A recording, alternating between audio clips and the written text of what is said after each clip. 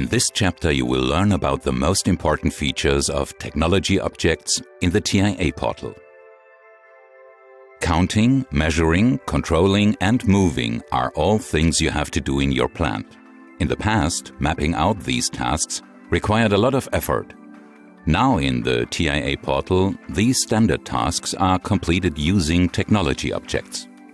These technology objects form the interface between the hardware and the user program and are available for counting and measuring, PID control and motion control.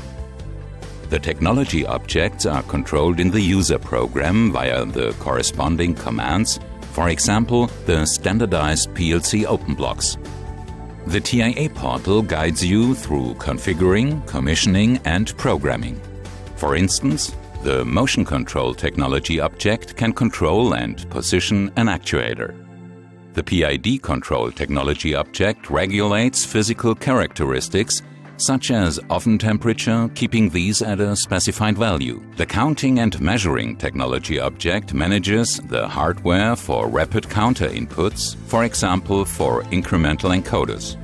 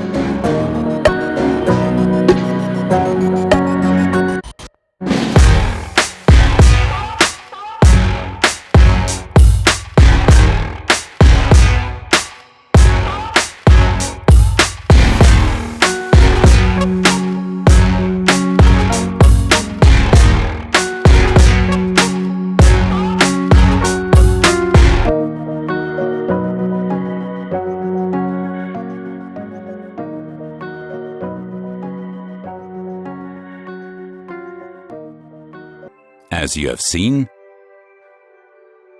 the technology objects in the TIA portal provide a uniform interface between hardware and software. The technology objects are all integrated in the firmware, making it easy to incorporate them into the user program.